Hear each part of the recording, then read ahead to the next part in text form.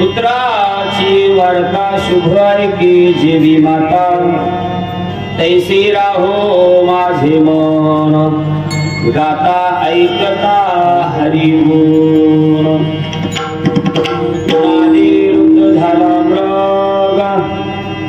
नादी रुद्ध झाला मृग देह विसरला अंग तैसे राहो माझे मन गाता हरी गुण तुका म्हणे पाहे कासवीचे फिरले माय तैसे राहो माझे मन गाता ऐकता हरी गुण पांडुरंगा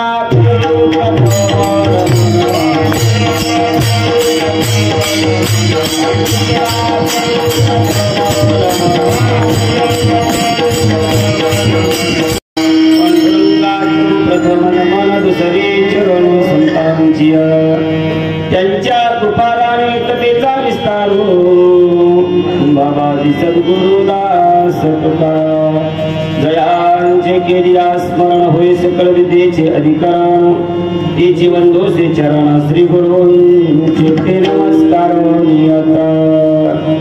आता विनववाग विलासिनी जे चातुर्यार्थ कला कामिनी ते श्री शारदा विश्वमोहिनी नमिली मिया मज हृदय सद्गुरु जेने तारी लोहा संसार पुरो मनोन विशेष आत्यादरो विवेकावरी आता हृदय हे आपुले सौभारोनिया भजे वरी बैसौ पाऊले श्री गुरु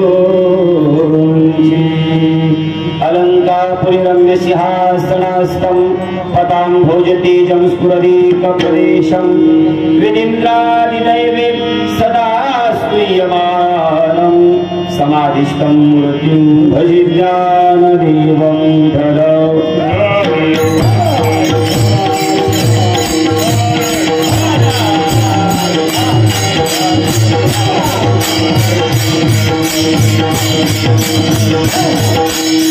आता माझे दंडवत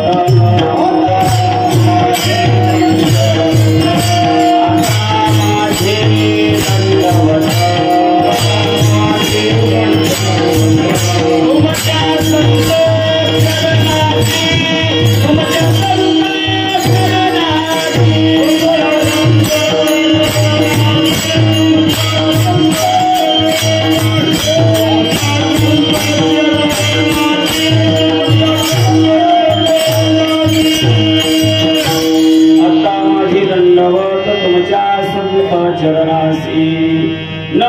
सद्गुरु तुकया ज्ञानदीपा नमो सद्गुरु सच्चिदानंद रूपा नमो सद्गुरु भक्त कल्याण मूर्ती नमो सद्गुरु भास्करा पूर्ण कीर्ती अतः नमोरंग भूमिका कीर्तनी होती लोका ताल मृदंग श्रुते देता मया माझे नमन दंडवत धरा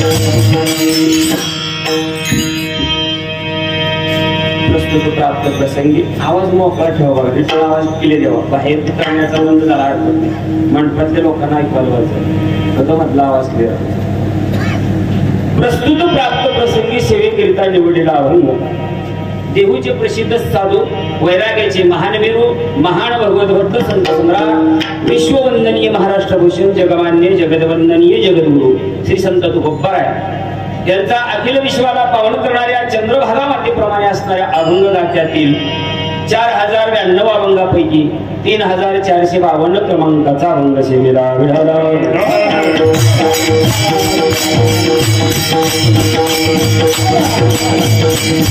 अभंगावरती चिंतन मांडण्यापूर्वी दोन्ही शब्दाचा परिहार देणार त्याचा तो असा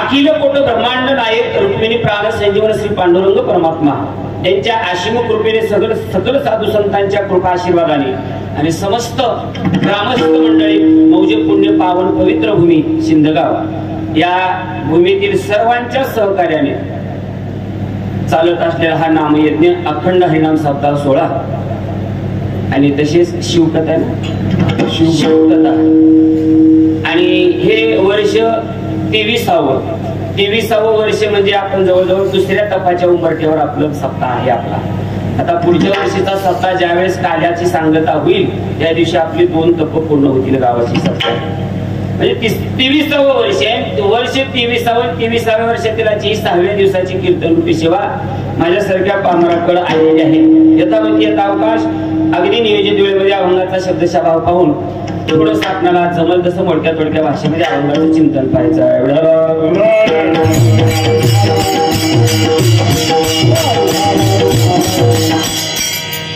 अजून एक विशेष सांगायचा मुद्दा म्हणजे या प्रस्तुत प्राप्त कीर्तन सेवेकरिता उपस्थित सर्व श्रोतृवर्ग विनेकरी टाळकरी मृदंगाचार्य हार्मोनियम वादक समस्त गावातील मंडळी बाहेरगाव पंचकृषीतून आलेले सर्व भजनी मंडळ सगळ्यांची नामनिर्देश न घेता जेवढ्या अण्णावाची माणसं इथं आले तेवढ्याच्या सगळ्यांच्या पायाला विनम्र भावना अभिवादन करतो आणि इथं येण्याचा खरा अर्थाने योग तुमच्या गावाला माझी ही पहिली इती जाते म्हणजे पहिला परिचय आहे आणि तो परिचय म्हणजे तुमच्याच गावातील असणारे सुपुत्र हरिभक्ती पारायण संतोष महाराज चव्हाणच ना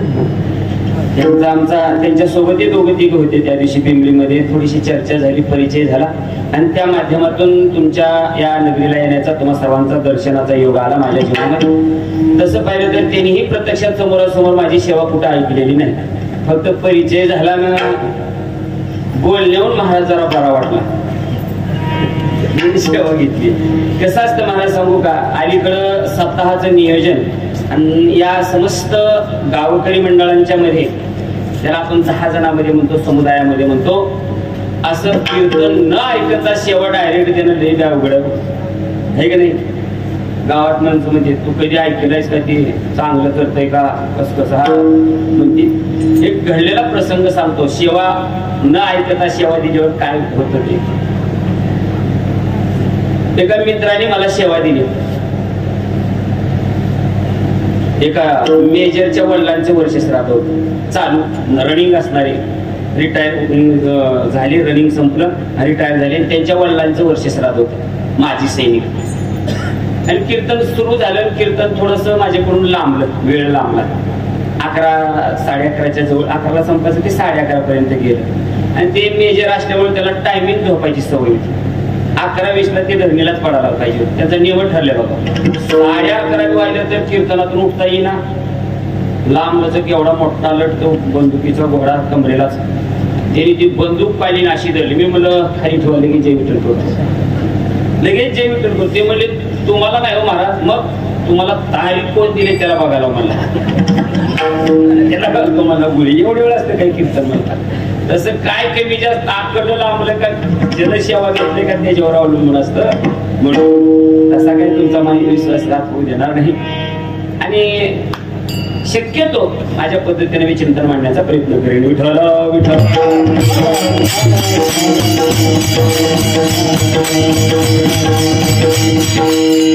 आणि अवघड झालं परमार्थामध्ये. खरं सांगू का, त्यांनी माझी फोनवर भाषण झालं, तुम्हाला कशाला ते बाकी सांगत बसू, कारण परमार्थामध्ये एवढं अवघड झालं. तारीख घ्यायची म्हणली की त्यांनी मला सुरुवातीला टीचर महाराज म्हणले तुमचं कस कसं आहे, तुमचं कस कसं आहे म्हणले की मला तारीखच देऊ नका म्हणजे विचारायचं का, ठरवून घेणाऱ्याला आणायचंच नाही. सगळ्यात महत्वाचा मुद्दा, तुम्ही सगळे संयोजक मंडळी आहेत, माझ्यापेक्षा जाणकार आहात. महिला मंडळ, तुम्ही भाजीला जाता का नाही, भाजी मार्केटला भाजीपाल्याच्या बाजारात जाता का नाही. तुम्हाला एक मेथीची भाजीची पेंडी घ्यायची आहे, बरोबर आहे. त्या समोरच्या मालकाने तुम्हाला 10 रुपयाला पेंडी सांगितली किंमत, तुम्ही लगेच घेता का. 10 रुपये दिले, लगेच घेतले. ती पेंडी अशी महिला मंडळ अशा घेणार, खाली वरी लयच फुलं आले, लयच पिवळी पडलेली दिसते, 5ला तर द्या, 7ला तर द्या, घ्या ना, काय होईल, किती रुपयाचं नुकसान होईल, 10 रुपयाचं. 10ला 10 दिले तर किती रुपये नुकसान, 10 रुपये. आता उन्हाळा चालू आहे, पुरुष मंडळी म्हणले लय उन्हाळा चालू आहे, गार पाणी प्यायचं म्हणून माठ घ्यायला गेले कुंभाराकडे. मग त्या कुंभाराला विचारलं माठ कसा आहे, ते म्हणजे 150 रुपये. मग आपण लगेच 150 काढून दिले आणि लगेच माठ घेतला, असं आहे का. मग काय करतो आपण, वाजवून बघतो, न वाजवून बघता घ्या ना माठ, किती रुपयाचं नुकसान होईल, 150 रुपयाचं होईल. भाजीची पेंडी खराब निघाली, 10 रुपयाचं नुकसान आहे. तुम्ही उन्हाळ्यात घेता तो माठ खराब निघाला, 150 रुपयाचं नुकसान आहे. पण या नारदाच्या गाडीवर कीर्तनकार खराब निघाला तर अख्ख्या आयुष्याचं नुकसान आहे, अख्ख्या गावाचं. मी कीर्तनकार असून मी ही भाषा बोलतोय का, हे कीर्तनकार लोक झाकून ठेवायले. सत्य झाकायचं ना, असत्याचा उदो उदो करायचा, आणि त्याचाच लय भरणाम बाजार झाला. तेच लय तुम्हाला मी पटत लोकांना. विनोदाची कथा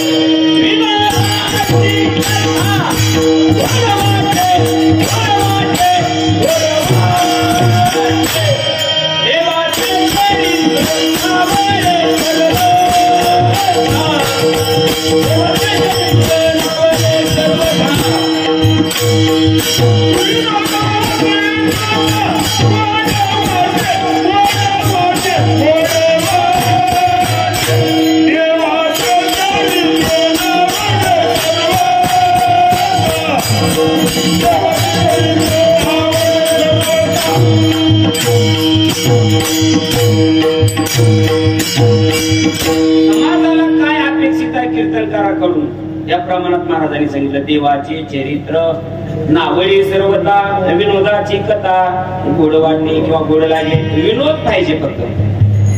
म्हणून देवाचं संतांचं चरित्र सांगणारे कीर्तनकार आता अलीकडे समाजाला नाही जमत, म्हणजे पुन्हा पुढच्या वर्षाला घेऊ नका.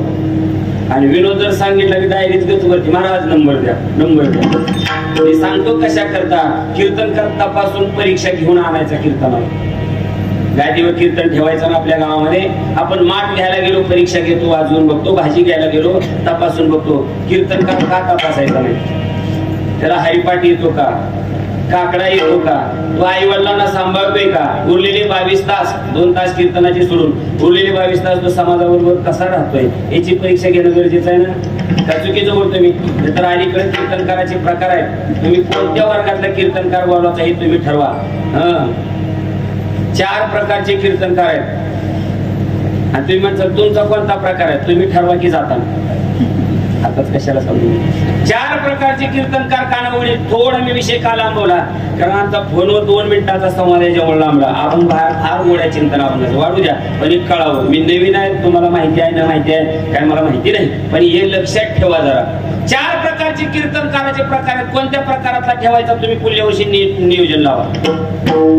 बघा कोणकोणते कीर्तनकाराचे प्रकार. पहिला सच्चा कीर्तनकार, 2 नंबरचा आजच्या कीर्तनकार, 3 नंबरचा बच्चा कीर्तनकार आणि 4 नंबरचा लुच्चा कीर्तनकार. तुम्ही म्हणता काहीच कळलं नाही, थोडा तरी व्याख्या सांगतो. सच्चा कीर्तनकार कोणाला म्हणायचं? कानाउघडी ठेवून व्याख्या आहे का प्रत्येक कीर्तनकाराची? सच्चा कीर्तनकार आपली मातृभूमी आणि तीर्थक्षेत्र सोडून इतरत्र कुठंच कीर्तन करत नाही, त्याला सच्चा कीर्तनकार म्हणतात. आम्ही पहिल्या यादीतून वगळलो, आम्ही कुठेही कीर्तन करतो. आपली मातृभूमी आणि तीर्थक्षेत्र सोडून कुठेही कीर्तन करत नाही, त्याला काय म्हणायचं? सच्चा कीर्तनकार. चला 2 नंबरचा कीर्तनकार आजच्या कीर्तनकार. तारीख आली, तारीख घेतो, कीर्तनाला येतो, किती दिले कमी जास्त हे न पाहता दिलेल्या त्यांच्या काय असेल फुलना फुलाच्या पाकळीमध्ये समाधानी राहून तेवढं घेऊन सेवा करतो. दुसऱ्या दिवशी मी बोलवलो तर अजून सेवेला येतो, त्याला आजच्या कीर्तनकार म्हणतात. 3 नंबरचा बच्चा कीर्तनकार. कीर्तनाला येतो, कीर्तनाची तारीख घेतो, कीर्तनाला येतो, कीर्तन करतो, कीर्तन झालं पाकिट दिलं की संयोजकाच्या पुढंच पाकिट फोडतो. जवळ आहे का गाव, कुठून आले आम्ही? बिंबळीत बसून आले, अजून 500 तरी द्या, 1000 तरी द्या. लहान लेकरासारखं मागून घेणारी जात म्हणजे बच्चा कीर्तनकार. 4 नंबर कच्चा कीर्तनकार. एक राहिला, 5 कीर्तनकार आहे. 4 आहे कच्चा कीर्तनकार. कच्च्या कीर्तनकार कोणाला म्हणायचं? तारीख घ्यायची झाली, तारीख ठरली की अकाउंटला पैसे टाकावे लागते. त्याचं कीर्तन होईल न होईल याची गॅरंटी नाही, पण पहिले पैसे टाकावे लागतात. त्याला कच्च्या कीर्तनकार ठरवून येणारे हे सगळे यादीत आले. आणि 5वा आहे महत्वाचा लुच्चा कीर्तनकार. शिंदगावची तारीख घेतो 11 तारीख आणि त्याला त्याच दिवशी दुपारी फोन येतो पुण्याहून, महाराज आज संध्याकाळी आहात का रिकामे? नाही हो, मी तिकडे तुळजापूर तालुक्यामध्ये गुंतलोय, शिंदगावची तारीख आहे. केवढं गाव आहे? हाय म्हणजे बरंच आहे. पण किती देतील तुम्हाला? काय देतील त्याच्या सोयीचे मी ठरवून. आपण तरी पण आता काय सांगणार, मी ठरवून जातच नाही, पण ते लईच आग्रह देतील. 4, 5 काय 6000 त्यांच्या सोयीचे काय असतील ते. महाराज आपली 21,000 येतात तारीख. लगेच शिंदगावला फोन, संतोष भाऊला, भाऊ तब्येत बिघडलेली आहे, पोटात कळ मारायला लागले सकाळपासून आणि मी काय कीर्तनाला येऊ शकत नाही. त्याच्या आयुष्यात कळ बंद होत नाही बा. लुच्चे घरी करणारे कीर्तन करायचे. पाकिटासाठी साध्या इकडची तारीख सोडून तिकडे जातो का?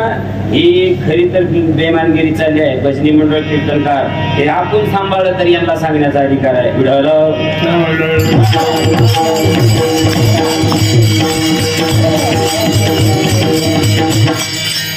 म्हणून थोडस बोललो. चला अभंगाचा भाव महत्वाचा आहे. जगद्गुरु तुकोबारा या प्रस्तुत प्राप्त अभंगाच्या माध्यमातून हा विषय प्रतिपादित करतात. तुकाराम महाराज या अभंगाच्या माध्यमातून 3 दृष्टांत देऊन एक सिद्धांत सिद्ध करतात. 3 दृष्टांत आहेत आणि एक सिद्धांत आहे. सिद्धांत कोणता आहे? तैसे राहो माझे मन, कैसे राहो याच्या करता पहिल्या, तिसऱ्या आणि 4थ्या चरणामध्ये 3 दृष्टांत दिले. बरं कशा करता राहो याचं उत्तर द्रुपदाचं उत्तर अर्ध आहे. गाता ऐकता हरिगुण. देवाला सांगता तुकोबार आहे, म्हणता देवा तुझं गुणगान गाताना आणि तुझं गुण श्रवण करताना, तुझी कीर्ती श्रवण करताना माझं मन तसं राहो, तैसे राहो माझे मन. कशा करता तुकोबर आहे? गाता ऐकता हरी गुण. मग कैसे? पहिल्या चरणात दृष्टांत दिला. पुत्राची वार्ता शुभ ऐके जेवी माता. सोडून बऱ्याच दिवस घर सोडून गेलेला मुलगा, बऱ्याच काळानंतर त्याची खबर यावी, वार्ता यावी, आणि आई जशी सावध सर्वांगाचं कान करून ऐकते ना, देवा तैसे राहो माझे मन. तिसऱ्या चरणात दुसरा दृष्टांत दिला. नादी रुद्ध झाला मृग. हरिण हा प्राणी नाद विषयाला लुब्धणारा प्राणी आहे. तो पारदी बीन वाजवत असतो फास टाकून, आणि त्या संगीताला भुलला जातो, नादाला भुलतो, आणि पारण्याच्या जाळ्यामध्ये अडकतो. देवा तू जीवाची पर्वा करत नाही ना, तैसे राहो माझे मन. आणि चौथ्या चरणामध्ये दृष्टांत दिला कासवीचा आणि तिच्या पिल्लाचा. कारण कासवीचा असा आहे बघा, पुढे मला वेळ मिळेल न मिळेल फक्त भावार्थामध्ये सांगून जातो. कासवी, कासव असा प्राणी आहे मृत्यू लोकांच्या ठिकाणी सगळ्यात जास्त आयुष्य कासवाला आहे. महत्वाचं नामदेव महाराजांचा एक अभंग आहे, बघून घ्या. अरे मना शोक करीशी, किती त्या अभंगात शेवट चरणामध्ये कासवाचं आयुष्य सांगितलं. सगळ्यात जास्त आयुष्य कासवाला आहे. आणि दुसरी गोष्ट, कासव हा सस्तन प्राणी नाही. मग त्याच्या लेकराची भूक कशी भागवतो, तर त्याला एक देवाचं वरदान आहे, कृपा वरदान आहे.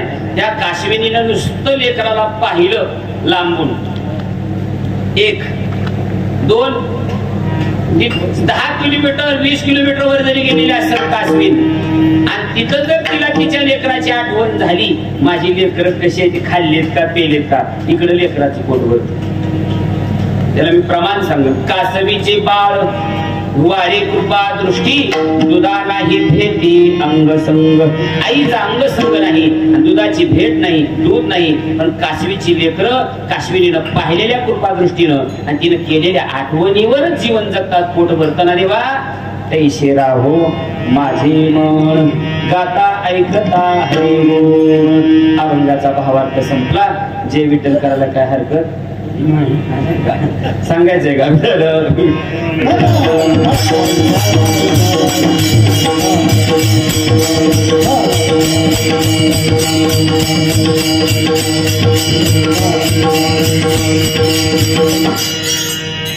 बघा, भगवान परमात्म्यानं आपल्या शरीराची निर्मिती करीत असताना मुख्य 9 छिद्र दिली या शरीराला. 9 छिद्र आहेत. 9 छिद्रापैकी 7 छिद्र ह्या मुंडीत आहेत.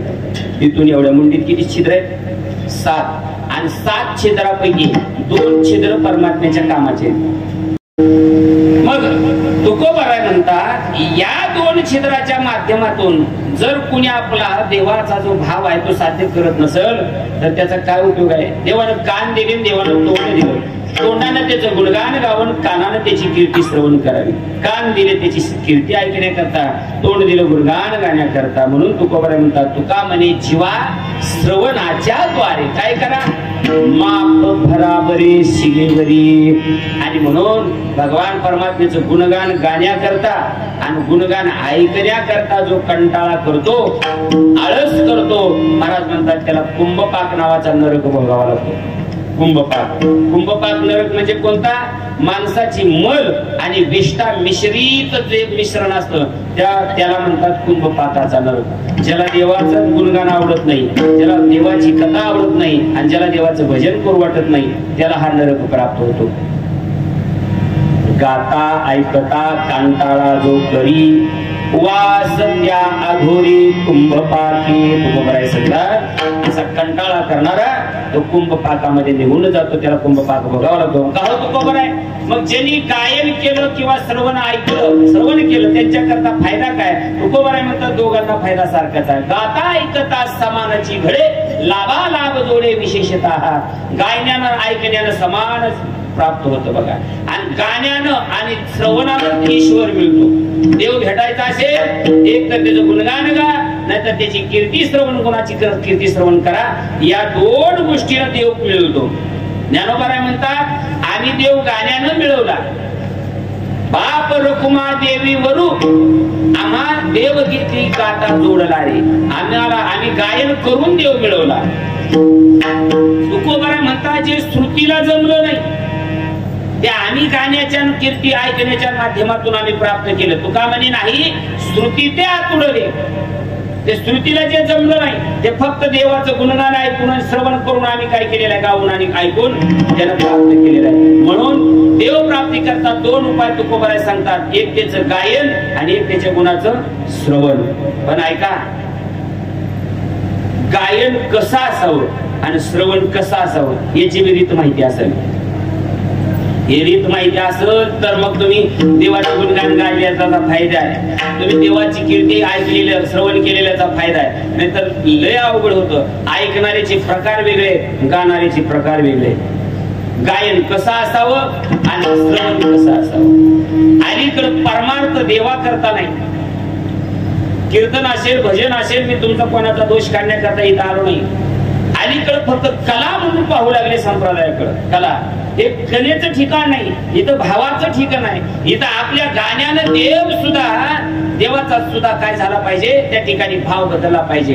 आणि देव सुद्धा त्या गाण्यामध्ये डोलायला पाहिजे, डोलला पाहिजे.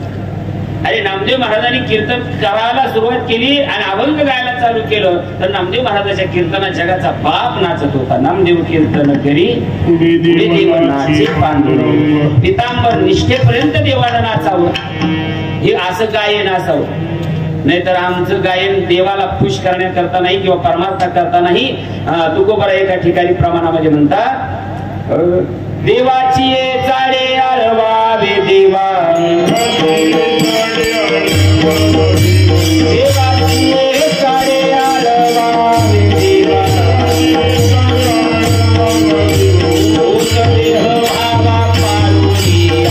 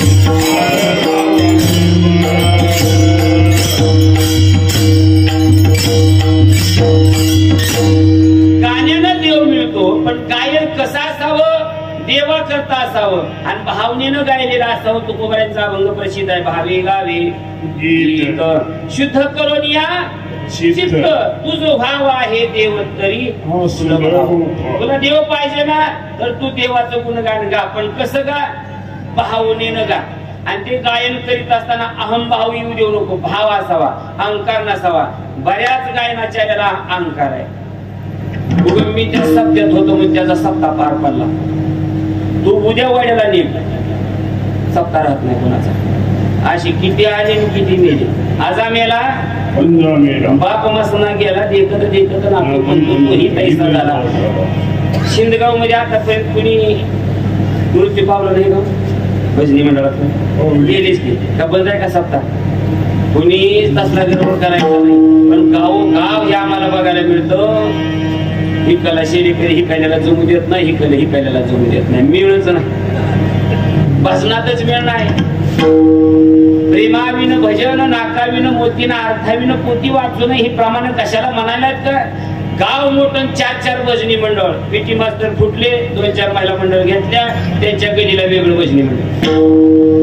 मृदंगाचार्य फुटले, 3रं भजनी मंडळ चालू केलं. ते म्हणजे का तुम्ही त्या दिवशी आम्ही गावात आलतो कीर्तनाला तुम्ही आले? आम्ही त्या गलीला येत नसतो का? तुझ्या आजीचं चरित्र गायले होते पुण्या बी गलीला सप्ताह केला तर कुणाचं भजन करायचंय? देवाचंच करायचंय ना. का हा भाव असावा? भजनात प्रेम राही ना घेऊ लावो. मला बोलवा न बोलवा गड्या, पण मी भीड ठेवून बोलत नाही. हे फरक आहे. गाव कितीही मोठं असू द्या, माझ्या तर मते गाव कितीही मोठं असू द्या, मंदिर एकच असावं आणि भजनी मंडळ एकच असावं. फुटतच नाही. एका जागेला नावीला जाऊन कोण एका ठिकाणी येते. 4-4 भजनी मंडळ, 4-4 सप्ते, ही त्याच्या गलीला जाईल आणि ती त्याच्या गलीला जाईल. हा उपयोग नाही. प्रेमाविन भजन नाकाविन मोती अर्थाविन पोती वाचलंय. तसं गायनामध्ये सुद्धा भाव असावा, अहंभाव नसावा. गायन करताना गर्व केला. ऐका, मोठ्याचं उदाहरण देतो. नारद महर्षी गायन करत होते त्रिभुवनामध्ये. स्वर्ग मृत्यू पाताळ ब्रह्मविना हातामध्ये होता आणि तिन्ही लोकांमध्ये गायन करायचे. आणि एक दिवस नारदाला गर्व आला, माझ्यासारखा विना कोणालाच वाजवायला येत नाही, माझ्यासारखं गायला कोणालाच येत नाही. देव म्हणले विहिरी पासलाच वापा कोरडा राहायला लागला. म्हणजे रात्र दिवस भजन करणाराच गर्व आला, म्हणजे विहिरी पासलाच वापा कोरडा राहायला की. म्हणजे देवा नारदा या असलं जमत नाही म्हणजे. मग नारदाचा गर्व हरण करायचा म्हणून मग देवाने युक्ती केली आणि नारदाला एका त्यांच्या लग्नात नेलं. 2108 लग्न शेवटाचं आपल्या 2000 नको 16,108. 108 शेवटचं लग्न. आणि ते लग्न होतं जांबुवंताची मुलगी. जांबुवंती माणसाचं नव्हतं, ती हासवलीन होती. त्या भली मोठी केस लांब लांब नख वाढलेली हासवलीन आणि त्या हासवलीच्या लग्नात नेलं. काय बाबा करीन, खेळत येण्याची खेळावं, त्याचं त्याचा आपण गुळगुळी करू नये बरं. म्हणून मग लग्नाला नेलं नारदाला. आणि त्या जांबुवंतीचा एक भाऊ आला पळत. आता जांबुवंती देवाची पत्नी, जांबुवंतीचा भाऊ पळत आला कृष्णाकडे. मग जांबुवंतीचा भाऊ म्हणजे कृष्णाचा कोण झाला? तो मेहणा. मेहणा म्हणजे लाडका असतो. तो कृष्णाकडे म्हणला, आला म्हणला, दाजी दाजी. म्हणजे काय बाबा, मला भजन करायचं. म्हणजे काय करायचंय? भजन करायचंय. देव म्हणजे आता म्हणजे हो म्हणजे मी कर. आपण मला सूर लागायला काहीतरी पाहिजे की. मग काय पाहिजे? आम्हाला विना बी असला तर येते. नारद जवळच होते. देव म्हणजे मोका आलाय त्यांचा गर्व घालवायला. नारदाला सांगितलं, नारदा द्या त्याला विना. का? हे भजन करायचं म्हणजे. नारद म्हणजे देवा तुझं काय गोळच कळत नाही बघ. मी आता हा सोलाचं पोरग कुठं भजन करता हे विना साधा आहे का? हा ब्रह्मविना कुणाच्या बी हातात द्यायला लावतो. द्या म्हणलं का नाही. आणि त्या हासवलाच्या पोराने इना घेतला. एका मोठ्या दगडी शिळीवर गेलं. कोणता राग आळवलं मला बी माहित नाही. त्या दगडाचं पाणी झालं, पाण्यात विना ठेवलं खाली आलं.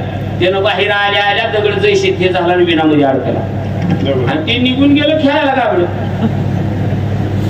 आणि नारद म्हणजे देवा तू माझं इना. देव म्हणजे घ्या की काढून.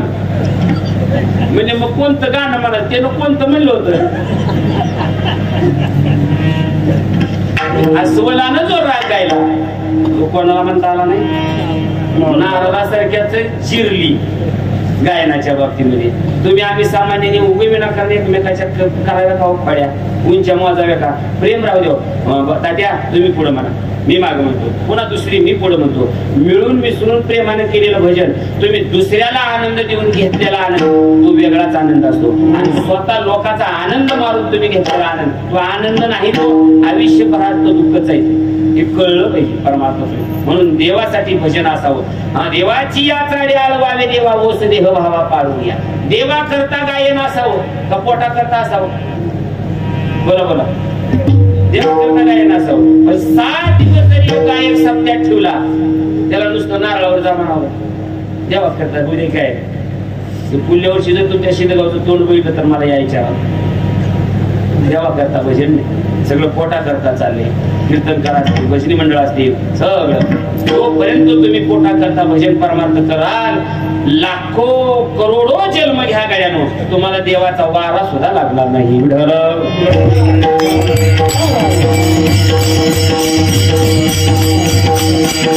देवाचं भजन करायचं आहे, गायन करायचं ना देवासाठी असावं. मी एक माग दृष्टांत सांगितलं आमच्या मंडळीला माहिती सोबत आहे. अकबर बादशाच्या दरबारात एक तानसेन नावाचा गायक होता. इतका सुंदर गायन करायचा, राजा खुश व्हायचा. एके दिवशी अकबरनंच विचारलं, तानसेन अरे तू एवढा सुंदर गातोस की मी कामकाज विसरतो, तुझं गायन ऐकत बसतो, एवढं गायन गोड गातोस. मग मला सांग तू एवढं गायन गोड गातोस, तुझे गुरु किती गोड गात असतील? मला तुझ्या गुरुला भेटायचं. आणि ते राहत होते हिमालयात. रथ झुंपला आणि लोकच निघाले रथात बसून मजल करत हिमालयात एका गुहेत त्यांची गुरु राहत होती तानसेनची. आणि गुरुला भेटवलं अकबर बादशाला आणि गुरुला निरोप दिला तानसेननं, महाराज मी यांच्या दरबारात गायनासाठी यांचं मनोरंजन करण्याकरता असतो. मग काल आले तू गायन केलं. त्यावेळेस तानसेननं सांगितलं, महाराज यांना तुमचं गायन ऐकायचं आहे. असं आहे, ठीक आहे. आणि आता तिघच आहेत बघा. तानसेनच्या गुरुनी गायन केलं. राजा मुसलमानाचा होता पण देवभाव विसरून गेला, डोलू लागला. कारण देवाच्या भजनामध्ये इतकी ताकद आहे हो. पण ते प्रेमानं जर भजन असेल ना, भजन कसं असावं, देवा करता जर भजन असेल. अजून एक दृष्टांत सांगतो. मी बाहेर गेलो तर मला जाग करा, मी कुठून गोष्ट येते तसा मी येईन जागेवर. देवाचं भजनामध्ये किती ताकद आहे, पण भजनात प्रेम असेल, प्रेमयुक्त भजन जर केलं तर काय सामर्थ्य बघा. गायनाची रंगी शक्ती अद्भुत आहे. किती अद्भुत शक्ती आहे गायनामध्ये. स्वामी विवेकानंद महाराज भारताचं प्रतिनिधित्व करण्याकरता ज्या वेळेस शिकागोला धर्म परिषदेत करता गेले होते, बरोबर आहे. आणि तिथं धर्म परिषद संपली आणि जेवणाकरता ते हॉलमध्ये गेले. कॅन्टीन म्हणजे हॉटेल, बरोबर आहे. आता तुम्ही विकसित देश होता तो. आणि त्या विकसित देशामध्ये खाली बसून जेवण होतं, टेबलवर बसून. हा भगवा संन्यासी माझा भारताचा जेवायला बसल्यावर मग ती काय बाकीचे मी धर्मगुरू बाहेरच्या देशात ते आलेले. आणि जेवायला बसल्यानंतर तिथल्या धर्मगुरूंनी माझ्या स्वामी विवेकानंदांना प्रश्न केला, महाराज तुम्ही धर्माचं प्रतिनिधित्व केलं, तुमचा धर्मग्रंथ गीता सगळ्या देशाच्या ग्रंथापेक्षा श्रेष्ठ आहे, सिद्धही केलं तुम्ही, सभा पार पडली, आपण जेवायला बसलोय. पण आमचा एक असा प्रश्न आहे. काय प्रश्न आहे? तुम्ही ज्याचं गुणगान गाता, ज्यानं गीता लिहिली त्याचं तुम्ही गुणगान गाता, तो भगवान कृष्ण म्हणतात, तुम्ही देव ज्याला म्हणता तो गुरु राखीच किंवा गुरु राखणारा पोरगा. आणि त्या गुरु राखणाऱ्या पोरानं हातामध्ये बासरी घेतली, मुरली पावा घेतला की गायी चारा विसरायच्या, नदी खळखळ वाहणारी नदी संत व्हायची, पशु पक्षी वैरभाव विसरायची, गायन वाघ एकाच असणाऱ्या एकमेकाच्या मानेवर मान टाकून झोपायची, वैरत्व भाव विसरायचे. कशामुळं? देवानं बासरी वाजवल्यामुळे.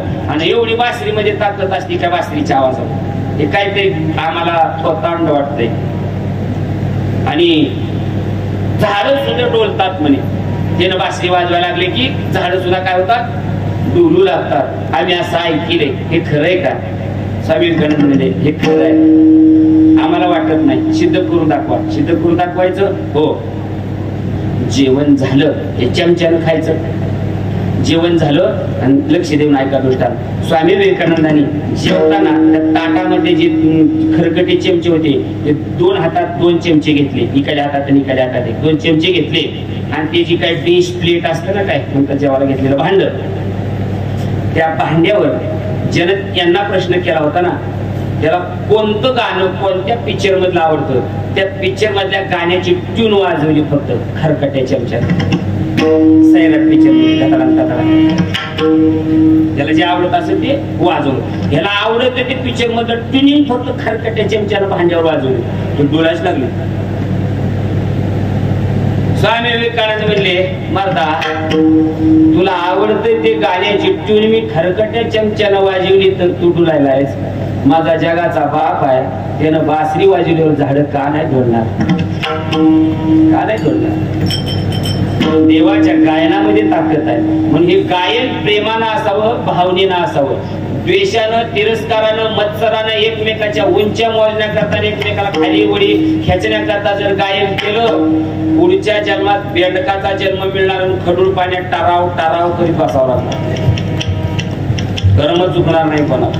म्हणून नाही का गायन. मग तो तानसेनचा गुरु गायन झालं आणि मग दोघ जण परत निघाले, अकबर बादशाह आणि तानसेन. अर्ध्या रस्त्यात आल्यावर लक्षात आला अकबर बादशाहच्या. अकबरानं प्रश्न केला, तानसेन मला एक विचारायचंय. काय विचारायचंय? काय विचारायचंय? त्यावेळेस अकबर बादशाह म्हणतो, तानसेन तूही गायन करतोस, तुझंही गायन मी बरेच दिवस ऐकले, तुझ्या गुरुचं फक्त मी एवढ्या दिवसातून आता एकदा गायन ऐकले, पण माझा प्रश्न असा आहे, अरे ते गुरु आहेत, तू शिष्य आहेत, त्यांच्याकडे शिकलास, पण तुमच्या दोघांच्या गायनामध्ये फार फरक आहे रे, फार तफावत आहे. ही फरक कशामुळे सांग ना मला. त्यावेळेस तानसेननं सांगितलेला फरक आहे का, आणि फरक सांगायचा झाल्यावर टाळ्या वाजून प्रतिसाद द्या. माझं कीर्तन चांगलं व्हायले म्हणून टाळ्याचे फायदे बरेच आहेत, असू द्या.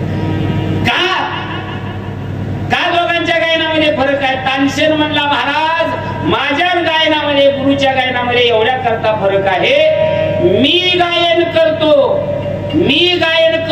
तुम्ही खुश व्हावं म्हणून, मी गायन करतो तुम्ही खुश व्हावं म्हणून, आणि माझे गुरु गायन करतात जगाचा बाप खुश व्हावा म्हणून. दोघांच्या गायनामध्ये फरक आहे एवढा. म्हणून गायन कसं असावं? प्रेमानं असावं. आणि म्हणून महाराज म्हणतात गाण्याने देव भेटतो. गाण्याने पण काय माहितीये का सांगू तुम्हाला, गायनासाठी रियाज करावा लागतो, अलंकार पट्ट्या ते सगळं पाठ करावं लागतं. फार त्रास आहे, कष्टाचं काम आहे गायन शिकणं म्हणजे. पण ऐकण्यासाठी काय करावं लागतं? कुठे शिकायला जावं लागतं का कीर्तन ऐकायला? ऐका काय त्रास. सलवनाचे मिशी बैसावे जाऊनी, साम्राज्य भुवनी सुखी नांदे. फक्त ऐकण्याच्या निमित्ताने येऊन बसायचं आहे. निमित्तानं जरी येऊन बसला ना तर साम्राज्य भुवनी सुखी नांदे. महाराज म्हणतात चला, गायना करता देवानं एकच तोंड दिले. गायना करता एकच तोंड आहे, पण ऐकण्याकरता दोन कान आहेत. जास्त संख्या फळ कुणाकडे आहे? ऐकण्याकडे आहे. म्हणून शक्यतो गायन नाही जमलं तर ऐकण्यानंतर का असणारा देव प्राप्त व्हावा. विढाल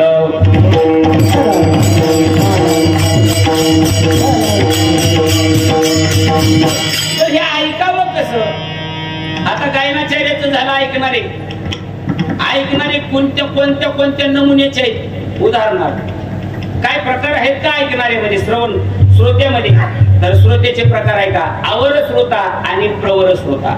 आवर श्रोत्याचे 4 प्रकार आहेत आणि प्रवर श्रोत्याचे 3 प्रकार आहेत. आवर श्रोत्याचे 4 प्रकार कोणकोणते? हंस, शुक, मीन, आणि चौथा मला आठवणा बघा. विठ्ठल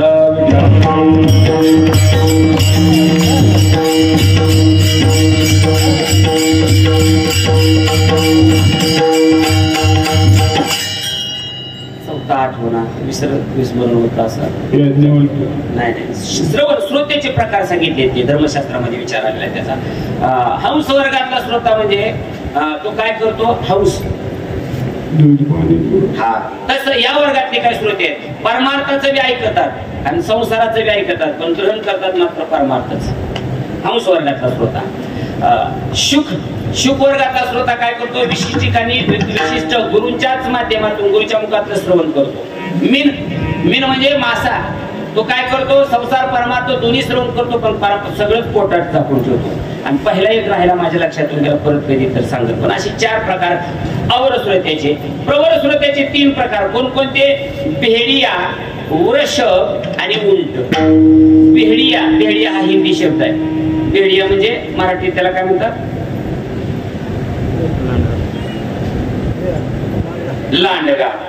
लांडग्याच्या वर्गातले ऐकणारे असतात. तुम्ही म्हणता ही ऐकणाऱ्याला मी बसू दे नाही, म्हणणाऱ्याला बसू दे, लहान नका पुढल्या वर्षी कळावं. कोणी तर सांगावं कोण्या वर्गातलं कोण आहे ते. इथलं म्हणणं आमच्या गावाकडचं सांगावं सगळंच. लांडग्याच्या वर्गामधले श्रोते आहेत कसे बघा. या वर्गातले कोण कोण म्हणतात?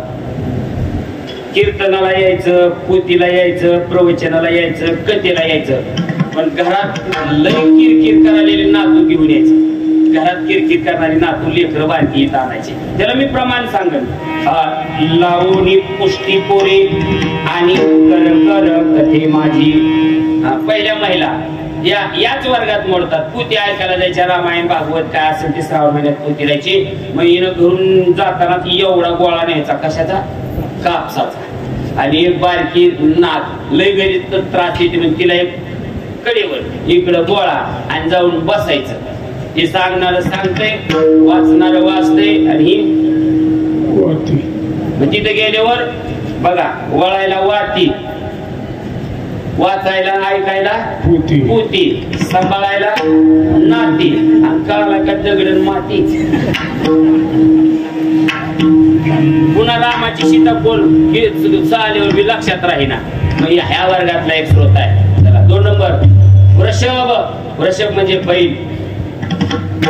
बैल वर्गामधला स्रोत का? बैल सगळ्याच अवताला चलतो. त्याला कुळवाला झुपा, दुंड्याला झुपा, टिपणीला रासणीला झुपा, नांगराला झुपा, सगळ्याला चलतो. तसा या वर्गातला स्रोत सगळ्याला चलतो.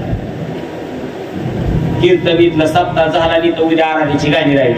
तरी बिबा बिचारा कुंकू लावून गार बसला साजरी घेऊन. ती संपलं की वारूच यावं शिजन की ते हातात वासारी घेतला आहे निघालाच बघा तिकडं. म्हणजे कुठलाच कार्यक्रम सोडित नाही. तो वृषभ वर्गातला स्रोत आहे. 3 नंबर उंट वर्गातला स्रोत आहे. याला देऊळ माहित नाही आयुष्यामध्ये. मंदिर कुठं आहे, काय गावात सप्ताह चालू आहे, काय भजन, काय पोथी, काय कीर्तन, काय वारी. बैठक बसलेली असते सत्याच्या अगोदर, की कसं तर चुकून आलेलं असतं. आणि बैठक झाल्यानंतर कीर्तन असतं काहीतरी निमित्तानं. आणि तो संयोजक उठून सांगतो, आता लगेच 5 मिनिटांमध्ये अमुक अमुक हरिभक्ती पारायण महाराजांचं कीर्तन होणार आहे. तरी सर्व श्रोत्यांनी या कीर्तनाचा लाभ घ्यावा. ते लगेच असं तो तर झटकेत निघालो. तात्या बसा, आम्ही त्या भानगडीत नसता म्हणला. म्हणजे आपण कीर्तन भजन करतो त्या भानगडी, तू नळ्या नळ्या खात होती, तुझा पार मारतो वारी पुढे. ती उंट वर्गातला श्रोता. चला श्रोत्याचे लय गोड चिंतन आहे. मी ओवी प्रमाणासहित मुद्द्यासहित सांगतो तुम्हाला. अजून श्रोत्याचे 3 प्रकार आहेत. उत्तम श्रोता, मध्यम श्रोता आणि अधम श्रोता. कोणाला म्हणायचं? गीता तिघांनी ऐकली.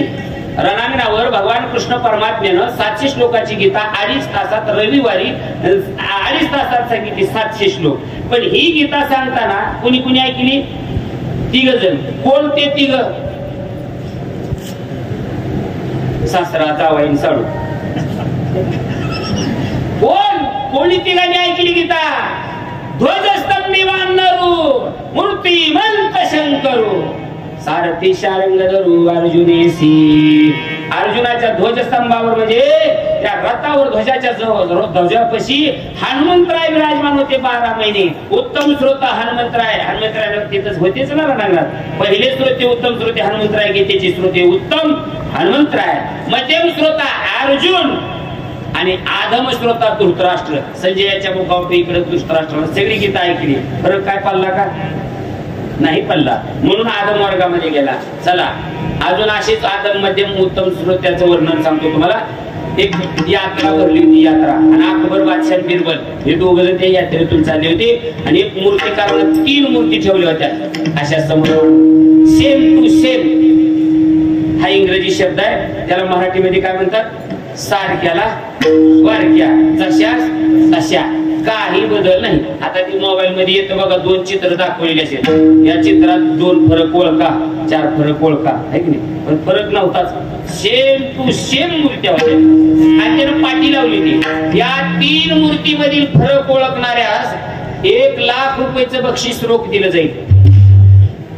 आखी यात्रा फेल झाली, कोणीच ओळखू शकलं नाही. आणि ज्यावेळेस अकबर आणि बिरबल जात होते तिथून, अकबर वाचन ती बोर्ड वाचला. बिरबलला सांगितलं, बिरबल तू तो बहुत चतुर आहे, कभी भी तू नापास नाही हुआ. तू कशातच तू अडकला नाही, तू चतुर आहेस. मग या 3 मूर्तीमधला फरक ओळखायचा आणि 1 लाख रुपयाचं बक्षीस आहे. ते बक्षीस जाऊ दे, मी तुला 2 लाख देईन, पण मला फरक बघायचा, तू चतुर आहेस. बिरबल म्हणलं ठीक आहे चला. आणि बिरबल आला तो त्या मूर्तीच्या जवळ. मूर्तीच्या जवळ आला. त्या मूर्तिकाराला सांगितलं, अण्णा मूर्तीतले फरक ओळखायचे, त्याला 1 लाख रुपये बक्षीस आहे, मोजून ठेवा पैसे. ते म्हणलं येड्या, सकाळी बसला म्हणलं, अजून एकाला बी जमलं नाही. ते म्हणले नसेल जमलं, पण फक्त बघा पडलं कसं कसं आहे, ठेवा मोजून. आणि मग त्यावेळेस त्या मूर्तिकाराला तो बिरबल म्हणतोय, पाणी आहे का थोडस? म्हणजे आहे. मग पाणी घेतलं. लक्ष देऊन आहे का? आदम मध्यम आणि उत्तम श्रोता. ऐकणाऱ्याचे वर्ग उत्तम श्रोता, मध्यम श्रोता आणि अधम श्रोता पुन्हा कोणाला म्हणायचं. आणि मग बिरबलनं पाणी घेतलं, ती एक मूर्ती उचलली पहिली, त्या मूर्तीच्या डाव्या कानात पाणी सोडलं, पाणी डाव्या कानात सोडलं पहिल्या मूर्तीच्या, ते पाणी उजव्या कानातून बाहेर निघून गेलं, मूर्ती खाली ठेवली. दुसरी मूर्ती उचलली, त्याही मूर्तीच्या डाव्या कानातच पाणी सोडलं, पाणी तोंडावाटो बाहेर आलं, तोंडावाटो. तिसरी मूर्ती उचलली, तिच्याही डाव्याच कानात पाणी सोडलं, ते कानावाटो बाहेर आलं नाही, तोंडावाटो बाहेर आलं नाही, ते पोटात. कळालं तुम्हाला ऐकणाऱ्याचे प्रकार? अजून थोडं इस कटून सांगू. बिरबल म्हणला ही तिसरी मूर्ती उत्तम, दुसरी मध्यम आणि पहिली आदम. कसं काय? हे या वर्गातले श्रुती असतात. म्हणजे कसं? या मूर्तीच्या कानात पाणी सोडलं, डाव्या कानात सोडलं, उजव्या कानावाटून निघून गेलं. तसे या वर्गातले ऐकणारे असतात. नळी कुंकणी इकडून तिकडे. रात्री पण का अभंग होता? ते म्हणजे संतांचा अभंग. आणि मग काय तिकाला कुठलं घेते ते काय संतांचाच अभंग असतो, पण अभंग पाठ राहत नाही. म्हणजे इकडून ऐकलेला तरी इकडे सोडून दिलं म्हणून ही आदम. ही मध्यम मूर्ती. कसं काय? या मूर्तीच्या कानात पाणी सोडलं, पण हिनं तोंडावाटो बाहेर फेकलं. म्हणजे काही माणसं या कानाला ऐकतात, सकाळी लगेच ह्यानं चालू बडबड करायला. कुणी आणलं होतं काय, त्याला शास्त्रातलं सांगितलं का कशातलं सांगितलं, इकलं तिकलं का पाहणलं गेलं गावाला बोलून. म्हणजे ऐकलेलं पोटात राहत नाही, पोटातून बाहेर काढतात. चला, आणि 3 नंबरचा श्रोता, तो या कानानं ऐकलं ना, तो कानावाटो तोंडावाटोही बाहेर सोडत नाही, या कानावाटोही बाहेर सोडत नाही. चांगलं काय वाईट काय असेल ते आपल्या पोटात होतो, त्याला उत्तम श्रोता म्हणायचं.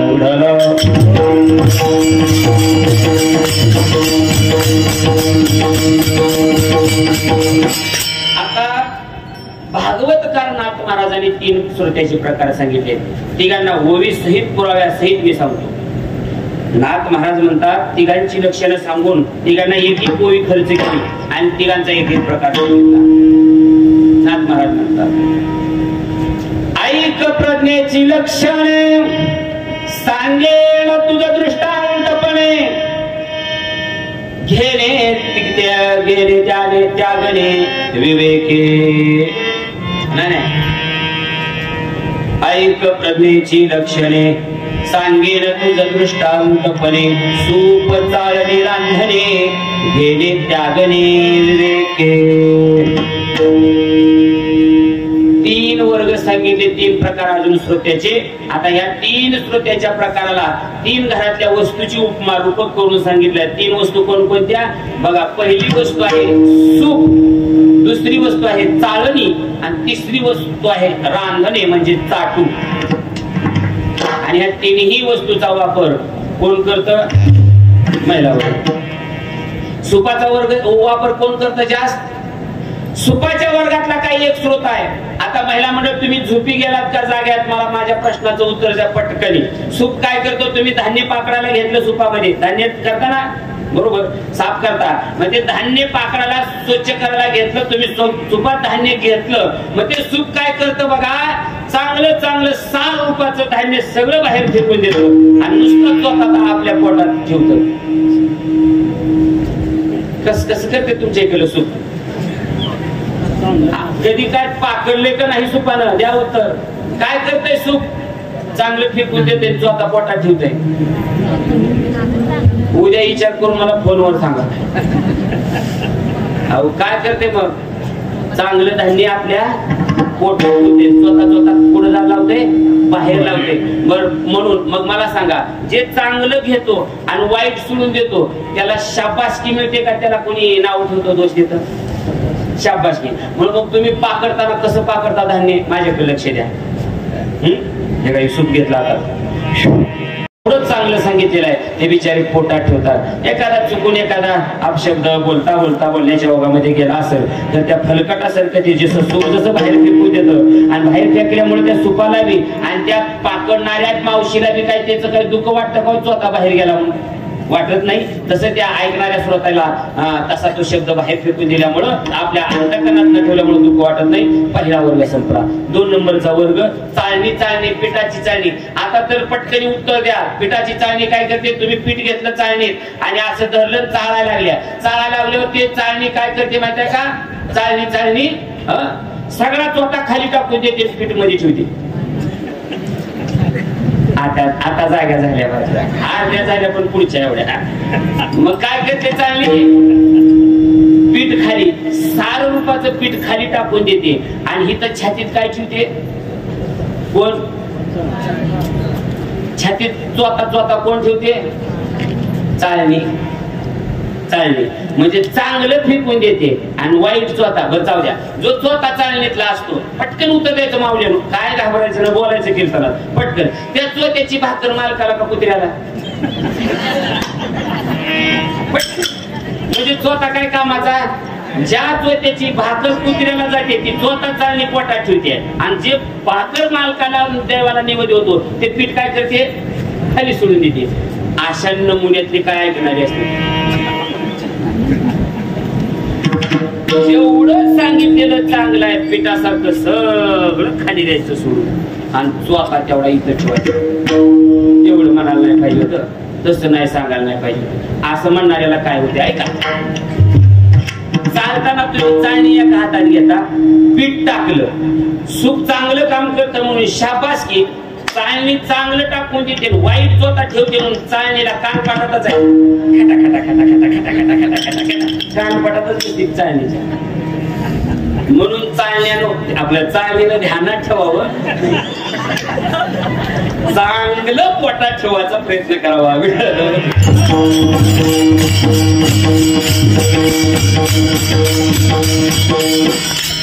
चाळणी माझी जे घडे सूक्ष्म तत्व तरी सांडे, उडती गुणदोषाचे खडे करते बडबडे खडबडे तू.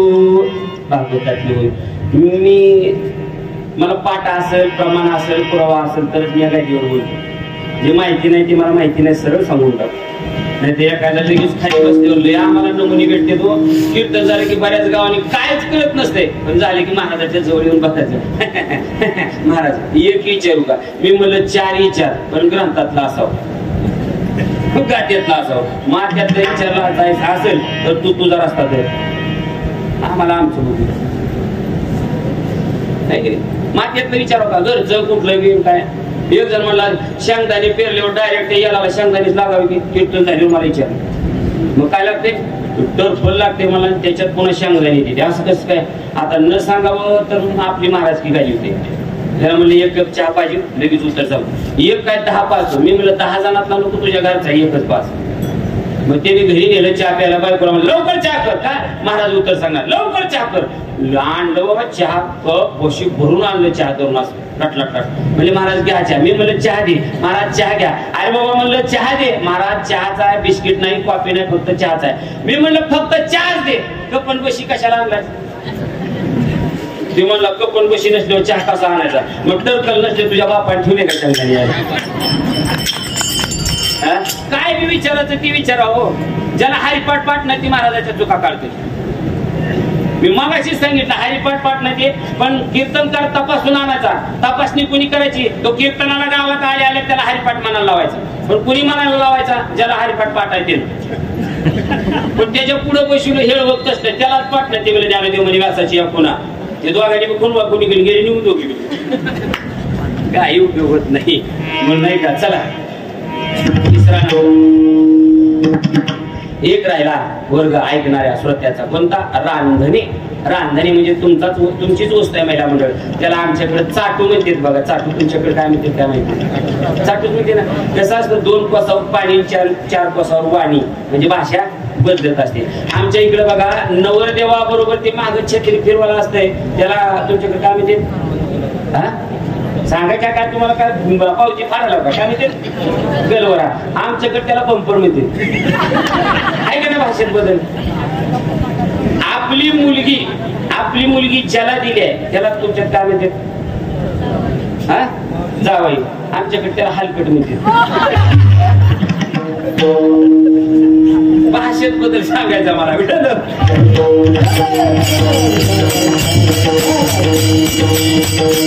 चाटू चाटू चाटू काय करतो मायानं लक्ष देऊन ऐका तुम्ही कुरडया पापड्या ते पीठ शिजायला टाकता पातेल्यामध्ये भांड्यामध्ये काय तवल्या असेल काय ते त्याच्यामध्ये मग ते चाटूचं काय काम असतं चाटू मध्ये टाकला की मावशी 5-5-10 मिनिटाला अशी काय करत असते त्याच्यात फिरवत असते कशा करता तर ते चाटूचं एकच काम असतं पातळ जे झालेलं पीठ आहे त्या पातळ पिठाच्या मोठमोठ्या गाठी बनवणं त्या चाटूचं काम असतं कोण म्हणलं बरोबर आहे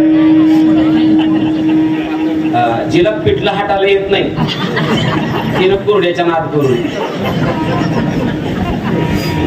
एका घरी जेवायला गेलो म्हणजे महाराज काय खायचं मी आता दररोजची असलं गोड खायला म्हणजे बेसन भाकर करा ते एक फुगीरपणा मला काय आमच्या घरच्या नादच करायचा नाही मला स्वयंपाकाला वारे पट्टे आणि ती बघा बिचारी सकाळी 9ला बेसन हाटायला बसली होती 12 वाजले तर मला बेसन आणि भाकरची यायली मी म्हणलं राहू दे तुझं जेवण अशा काही सुगरणी असतात म्हणून असले पापड कुरडया करायला सुगरण लागते नाहीतर काय काय आताच्या काळातल्या सुगरणी अशा आहेत ते मोबाईल मध्ये बघून आणि पुस्तकं वाचून चालले आता काही जण एक आहेत मावशीची सून पाकशास्त्र म्हणजे स्वयंपाकाचं शास्त्र पाकशास्त्रामध्ये 100% मार्क घेऊन पदवी मिळून आली एका मावशी सून आणि त्या सासूबाईला इतका आनंद वाटायचा माझी सून इतकी शिकली माझी सून इतकी शिकली पाकशास्त्रात नंबर 1 ला आहे पाकशास्त्र स्वयंपाकशास्त्र मग ती 3-4 अशा महिला म्हटलं 4-5 टायमाला बसलेल्या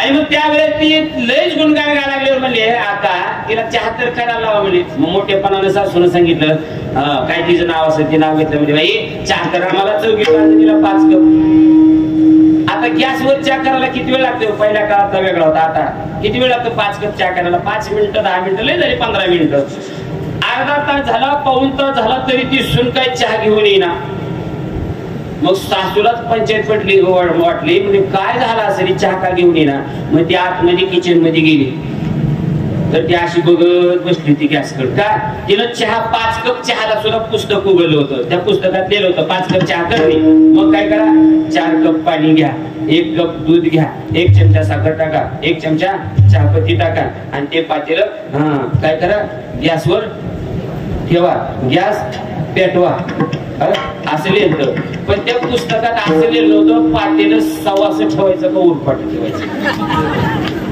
त्याच्यात गोळ झाला अर्धा तास त्याच्यात गेला असल्या हुशार मावशा असते त्या म्हणून रांधणे म्हणजे चाटू काय करतो पिठातल्या झालेल्या गाठी फोडतो आणि ते जसं ते राहिलेलं बाकीचं पीठ आहे त्या पिठाशी एकरूप समरस करण्याची भूमिका चाटू निभवत असतो त्याला ओवी ऐका स्वये वैराग तापणे ते तमी रांधणे म्हणे अपरिपक्वाशी परिपक्व करणे निज गुणे निजाने एखादा एकल्ला शेरेकरी थोडा कमी पडत असेल गायना करता आवाज कमी पडत असेल शब्द पाठ अभंगाचे नसतील इकल्या शेरेकरीनं टचिंग करावी त्याला सावरून घ्यावं याला म्हणायचं अपरिपक्वाशी परिपक्व करणे निज गुणे निजाने या वर्गातला एक श्रोता आहे म्हणून तुकोबाराय म्हणतात एक ऐकण्याकरता गायण्याकरता तुम्ही गायन ऐकणं सांगितलं महाराज पण ऐकण्याचे काय फायदे आहेत का ऐकण्याचे 5 फायदे फक्त गीता ऐकण्याचे 5 फायदे सांगतो मग देवाचं गुणगान ऐकल्यावर काय फायदा होईल तुमच्या तुम्ही ठरवा पहिला फायदा आहे गीतेचा फायदा गीता श्रवणाचा पहिला फायदा अध्याय क्रमांक 13 ओवी क्रमांक 1159 क्रमांकाची त्या श्रोत्याला समाधी मिळते गीता श्रवणाला काय प्राप्त होतं समाधी खेचराची या मना आणि सात्विकाचा पाना श्रवणाने सुमना समाधी जोडी ज्ञानेश्वरीतली ओव्या 13व्या अध्यायातली चला 2 नंबरचा फायदा ज्ञानेश्वरी म्हणजे गीतेच्या अध्यायानं ज्ञानेश्वरीच्या अध्यायानं श्रवणानं माणसाला त्या श्रोत्याला मोक्ष मिळतो अध्याय क्रमांक 14 ओवी क्रमांक 224 तेत मनाशी मारू न करिता आणि इंद्रिया ही दुःख न देता तेत मोक्ष अशी ऐता श्रवणाची माझी मोक्ष ऐकताय तिथं ऐकण्यामध्ये चला 3 नंबरचा फायदा गीता ज्ञानेश्वरी ज्याला ऐकल त्याला तो सर्व सुख परिपूर्ण प्राप्त होईल नव्हे सर्व सुखाच्या आनंदाच्या राशीवर बसल अध्याय क्रमांक 9 ओवी क्रमांक पहिलीच ओवी ज्ञानेश्वरीतल्या 9व्या अध्यायातली कोणती तरी अवधान ऐकले दिजे मग सर्व सुखासी पात्र होईजे. आणि हे प्रत्युत्तर माझे उघड आहे का. आणि त्याच आद्यातली 534 क्रमांकाची ओवी ज्ञानोबा सांगतात. अहो आळू माळू अवदान द्यावे मग आनंदाची या राशीवरी वैसावे. बाप श्रवणेंद्रिया द्यावे घातली माळ. मोक्ष मिळतो समाधी मिळते. नवे नवे पुढच्या मला वाटतं 18वा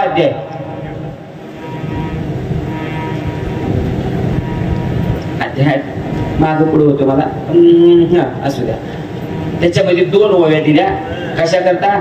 ज्ञानेश्वरी गीतेच्या श्रवणानं पाप जातं. ज्ञानेश्वरी गीतेच्या श्रवणानं प्रत्येक श्रवण एक शब्द श्रवण केला शब्दागणिक अश्वमेध यज्ञ केलेलं पुण्य होतं. एवढा जर फायदा होत असेल का देवाचं गुणगान ऐकू नये आणि का देवाचं कीर्ती श्रवण करू नये. म्हणून हे श्रवण करण्याकरता माझे तुकोबराय म्हणतात देवा तैसे राहो कशा करता गाता ऐकता हरी. देवा गाण्या करताना ऐकण्याकरता माझं मन तसं असावं. आणि का हा अभंग लिहिण्याची प्रसंग आला तुकोबरांवरती. तुकोबरांना करमलं नाही बसवलं नाही म्हणून अभंग लिहिला नाही. अनुभवी आले अंगा या जगा. या अभंगाची निर्मिती कुठं झाली का तुकोबराकडे देवाकडे तुकोबरांना प्रार्थना करावी लागली. तैसे राहो माझे मन. म्हणजे तुकोबरांच्या मनाची स्थिती या ठिकाणी डळमळीत झालेली दिसते अभंगाच्या भूमिकेवरून. आणि तुकोबरांची जर मनाची स्थिती डळमळीत झाली तर मग तुकोबराय वैकुंठाला गेलेच कसे कसा आम्ही मानावं. म्हणजे तुकोबरांची मनाची स्थिती डळमळीत नाही. पण का प्रसंग निर्माण झाला ज्यावेळेस मंबाजी बुवांनी बोराटीच्या काताडीनं मारलं. कशामुळे मारलं तर जगद्गुरु तुकोबरांची म्हैस त्यांच्या परसात गेली होती. कोणाच्या मग त्या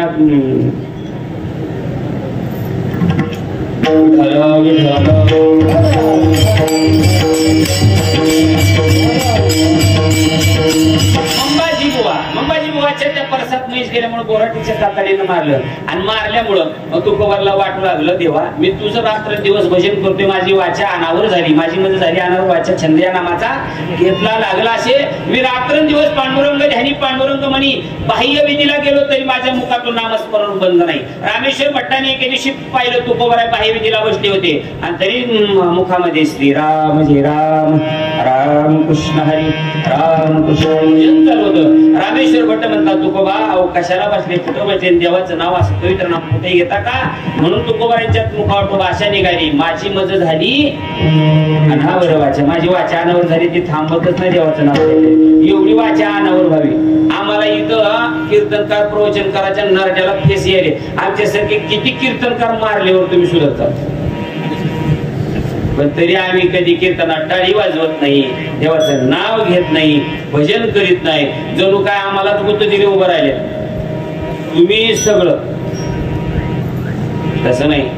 हा कीर्तन प्रवचनाचा जो मेळ आहे हा सगळ्यांचा आहे. सगळ्यांनी मिळून भजन कीर्तन करायचं. सगळ्यांनी सहकार्य करून म्हणून नाही का त्याच्याकरता तुकोबराय म्हणतात देवा तैसे राहो माझे मन. पण कैसे का मनालाच म्हणतात कारण परमार्थ हा मनाच्या स्थिती करताय. परमार्थ देहा करता नाही आत्म्या करता नाही. परमार्थ हा मनाच्या स्थिती करताय. आणि मन हे स्थिर नाही. मन चंचल आहे. धर्मशास्त्रामध्ये 10 वस्तू चंचल सांगितल्या. पहिलाच नंबर मनाचा लागतो. मनो मधु करो मेघो मानिनी मधुर मरुतामा मधुमर्कुटमस्ता मकारादश चंचलाहा. 10 मकार चंचल सांगितले. 10 मकारापैकी मनाचा पहिला क्रमांक आहे. किती चंचल आहे. एक माकड अरण्यात चाललं होतं. पहिलंच माकड चंचल असतं चपळ असतं स्थिर नाही. माकड चाललं आणि कशा त्या झाडाच्या खोडक्यात हात घातले तिथे विंचवानं दणका दिला. विंचू चावला म्हणून असं करायला लागला. हात वरती नेलं. वरल्या त्या झाडाच्या फांदीवर भला मोठा विषारी साप होता. त्या सापानं वरून दंश केला. आणि आता मग मला सांगा आधीच माकड त्याच्यात विंचू चावला आणि त्याच्यात सर्पदंश. असं माकड पळायला. एका शेतकऱ्यानं एका झाडाच्या बुडाला पाणी भरून ठेवलं होतं. पण ते पाणी आपलं पिण्याचं नव्हतं. आणि ते माकडानं पाणी म्हणून पिलं. आधीच माकड चंचल. त्याच्यात विंचू चावला. त्याच्यात साप चावला आणि पुन्हा त्यानं दारू पिली. किती गप बसला असेल बरं गावात. मन तेवढं चंचल आहे. मन आकळायचा अवघड आहे. म्हणून तैसे राहो माझे मन. का मना करता प्रार्थना केली आहे. मन स्थिर नाही. तुकोबरांचे लहान बंधू कान्होबा महाराज नाटामध्ये म्हणतात काय काय करीतो या मना.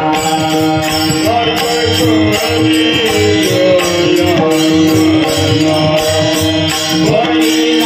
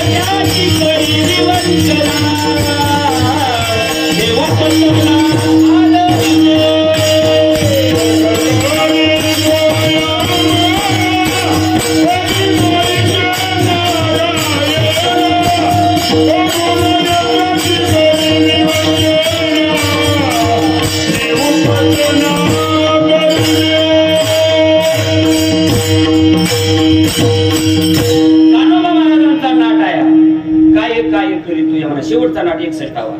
काही काय करीतो या म्हणा परिणाही की नारायणा. मनास बद्दल त्यांना प्रश्न पडावा.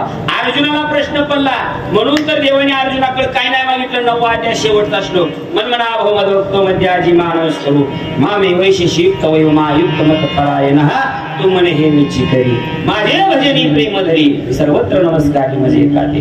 अरे अर्जुना तुझं मन मला दे.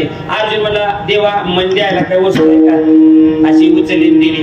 कारण हे चंचल आहे चपळ आहे. चंचल चपळ जाता येता न लगे वेळ. मनाचा वेग सांगतो तुम्ही ऐकला असेल नशराच्या कीर्तनात ऐकून घ्या. मनाचा वेग लिहून घ्या डायरीवर. मनाचा वेग सूर्याचा प्रकाश सूर्यप्रकाश एका सेकंदाला 3 लाख किलोमीटर म्हणजे वेग आहे त्या प्रकाशाचा एका सेकंदाला. आणि मनाचा त्याच्यापेक्षा 10 पटीने वेग आहे. म्हणून मन चंचल आहे चपळ आहे. तू कबरा म्हणतात देवा हे चंचल चपळ मन तुझ्याशिवाय स्थिर होत नाही. मनोनिग्रहाची वार्ता तुझे बिना अच्युता केली गडे. त्रिभुवनाची नाभिल सत्ता काळ जिंकवेल तत्वता परी मनोनिग्रहाची वार्ता तुझे बिना अच्युता केली गडे. नाही त्या अशक्य गोष्टी प्राप्त होतील पण मन ताब्यात राहणं फार अवघड आहे. म्हणून देवा अर्जुन सुद्धा म्हणतात चंचल ही मन कृष्णा प्रमाती बलवंद्रणम तस्याहं निग्रह मन्ये वायुरेव सुदुष्करम. अर्जुनासारख्याला प्रश्न पडावा. पण एक सांगू का हे तुम्हा आम्हाला दाखवा. संतांनी नाटक केले कारण संतांचं मन एवढं चंचल नाही त्यांच्या ताब्यात नाही असं नाही. सगळी इंद्रिय त्यांनी त्यांच्या ताब्यात ठेवली. फक्त तुम्हा आम्हाला दाखवायला. कारण आम्ही इंद्रियाच्या आधी नव्हत पण ते इंद्रियाचे स्वामी आहेत मालक आहेत. काम क्रोध बंदी खानी तुका म्हणे दिले दोन्ही आणि इंद्रियाचे धनी आम्ही झालो. संत इंद्रियाचे धनी मालक आहेत इंद्रियाचे आणि तुम्ही आम्ही इंद्रियाची गुलाम आहोत. म्हणून बघा आता एवढा मोठा भव्य सप्ताह चालू आहे. इंद्रियाची गुलामाचं उदाहरण सांगतो. एवढा मोठा सप्ताह चालू आहे पण मनोरूपाचे इंद्रिय त्याला म्हणतंय बस येड्या कुठं जाऊन मंडपात ताटकळून बसतो. त्याच्या पुढे 2 तास बसायचं. जांभळी द्यायला येत नाही पाया आखडायला येत नाही लांबवायला येत नाही. काय आहे मॅच लागली आहे मस्त पैकी बस घरी बघून. हे कोणाच्या ताब्यात आहे इंद्रियाच्या ताब्यात आहे. पण संतांचं तसं नाही. संत जिकडं इंद्रियाला नाही ते तिकडे इंद्रियाने यावं लागतं. संतांच्या ताब्यात इंद्रिय आहेत म्हणून संत जगात सुखी आहेत. आणि आम्ही इंद्रियाच्या ताब्यात आहोत. कितीही प्रयत्न केले अजून कोणी सुखी झाला नाही या मृत्यू लोकाच्या ठिकाणी. म्हणून ज्ञानोबरांना म्हणावं लागलं मृत्यू लोकी सुखाची कहाणी ऐकी जेल कवनाची श्रवणी कैची सुख निद्रा अंतुरणी. अजून कोणी जगी सर्व सुखी असा कोण आहे विचारी मना तुझी शोधून पाहिजे. रामदास त्यांनी म्हणतात या जगात कोण सुखी आहे. सुखी न होण्याचं कारणच आहे आम्ही इंद्रियाच्या ताब्यात आहोत. इंद्रियाच्या दिवशी तुम्ही ताब्यात ठेवाल तुमच्यासारखी सुखी तुम्हीच. पण हा गोळ झाला महाराज. इंद्रिय संतांच्या ताब्यात आहेत पण आम्ही इंद्रियाच्या ताब्यात आहोत. कसं एक दृष्टांत सांगतो मधलं भजन घेऊ. एक दृष्टांत का मना करतात प्रार्थना केली अजून 3 दृष्टांत शिल्लक आहेत. 3 चरण तैशे राहो माझे मन मनाबद्दलच का संतांच्या ताब्यात मन आहे हो तुम्हाला मला दाखवण्याकरता केलेला आहे. संतांच्या ताब्यात इंद्रिय आहेत आणि इंद्रियाच्या ताब्यात आम्ही आहोत. याच्याकरता मी दृष्टांत मांडत आहोत. आणि दृष्टांत सांगण्यापूर्वी हात जोडून सगळ्याला प्रार्थना नम्र विनंती करून सांगतो, या दृष्टांताचा विपर्यास कुणी करू नका. मला तुम्हाला हसवण्याकरता विनोदासाठी मला दृष्टांत सांगायचं नाही. मी सुरुवातीला सिद्धांत मांडतोय, संतांच्या ताब्यात इंद्रिय आहेत आणि आम्ही इंद्रियाच्या ताब्यात. हा दृष्टांत शेवटपर्यंत दृष्टांत ऐकताना ध्यानात राहू द्यायचा. संतांच्या ताब्यात इंद्रिय आहेत आणि आम्ही इंद्रियाच्या ताब्यात आहोत. एवढा सिद्धांत फक्त एक ओळख ध्यानात ठेवायची. कशी? ऐका. एक राजा होता, एक राजा, आणि त्या राजाला एक एकुलती मुलगी होती, एकच एकुलती एक. आणि सर्रास शक्यतो जेवढी जेवढी एकुलती एक लेकरं असतात तेवढी लाडानं इथले सोडून आमच्या इकडे सांगत. लाड झाला की थोडं जर ते बिघडतात, लाड पाड वाढतो मायबापाचा. मग ती मुलगी तशीच लाडात वाढली. राजाची मुलगी होती, राजकन्या होती, उपवर झाली, लग्नाला आली. आणि लग्नाला आल्यानंतर त्या मुलीनं वडिलांना सांगितलं, बाबा माझं लग्न करायचंय ना, तुम्ही वर शोधताय ना? हो, पण तसं नाही म्हणे. जसं रुक्मिणी स्वयंवर झालं, जसं द्रौपदी स्वयंवर झालं, जसं सीता स्वयंवर झालं, या स्वयंवरामध्ये जशी पण झाली. पण सीता स्वयंवरामध्ये काय पण होता? शिवधनुष्याला बाण कोणी लावल त्याला सीता माळ घालत. द्रौपदी स्वयंवरामध्ये काय पण होता? ते धनुष्यबाण उचलायचं, वरी फिरणारं चक्र आहे त्याला मासा बसवलाय, खाली पाण्यात बघायचं आणि वरी फिरणाऱ्या त्या माशाचा डोळा उडवायचा खाली पाण्यात बघून. त्याला द्रौपदी माळ घालत होती. पहिलं लग्न करताना बी अवघड होतो आपल्याला सुद्धा व्यवहारात. आमच्या आजोबा सांगायचे, एका दमाच्या नाळीच पाहिलं हुरडाबडी त्याला पोरगी देत होती. दाव वळायला आलं, नांगूर हाणायला आला. ही परीक्षा होत्या लग्न होताना. म्हणून ऐका, त्या मुलीनं सांगितलं, बाबा मी पण करणार, माझा पण ज्याला मान्य असेल मी त्याच्या गळ्यात माळ घालणार. काय पण आहे म्हणजे बोलवा तुम्ही राजेवाडी, तारीख फिक्स करा. तारीख फिक्स केली. सगळ्यांना आजूबाजूच्या राजांना, लग्न इच्छुक असणाऱ्या विवाह इच्छुकांना सगळ्यांना निमंत्रण दिलं आणि सांगितलं माझी मुलगी लग्न करणारा पण तिचा पण आहे. तिचा पण जो कोणी त्याला मान्य असेल, जो पण जिंकेल त्याला माझी मुलगी माळ घाली. आणि पाय महाराज लग्नाला मुलीवर होता आलाय. एकच मुलगी आणि लाखावर नवरदेव आली. आता चेवडी झालं बघा. पण ती पण होता, ज्याला पण जिंकलं त्याला नवरी मिळणार होती. आणि ऐका, सगळे जमा झाले. त्या मुलीनं माईक उचलला आणि पण सांगू लागली, ऐका, या सभेमध्ये बसलेल्या सर्व विवाह इच्छुक तरुण काय वृद्ध असणाऱ्या सर्व पुरुषांनो, विवाह इच्छुक पुरुषांनो, तिथं तरुण आले, म्हातारे आले. म्हाताऱ्याने मी पण जिंकला तर त्याच्याबरोबर लग्न करावं लागतं. पण ऐकतो पणात वयाची आठवण नसते. म्हणून तिने सांगितलं, विवाह इच्छुक पुरुषांनो, माझा पण असा आहे, ज्याला माझ्या बरोबर लग्न करायचं आहे, ज्याला माझा पण मान्य असेल त्याच्या गळ्यात मी माळ घालेन. पण काय ऐका, पण काय होता?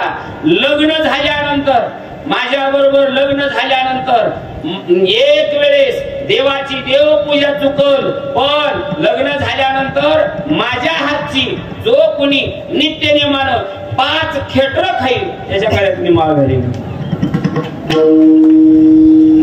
एक जण बी थांबलं नाही पुढे लागणार. कोण खालतंय खेटर? कोणच नाही, एक थांबलं नाही. तुम्ही बारकी तोंड केली का? तुम्हाला अवघड वाटला का दृष्टांत? सिद्धांत ऐका. मी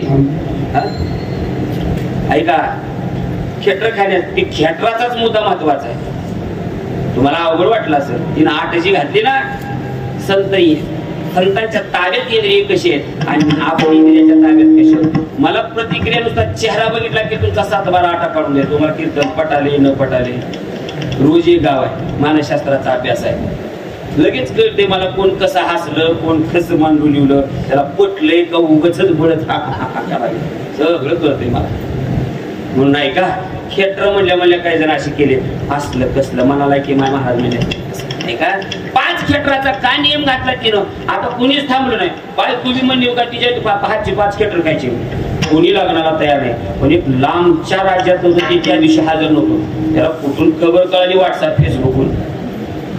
हे म्हणला आपण करायचं तिच्याबरोबर लग्न करायला निघालं.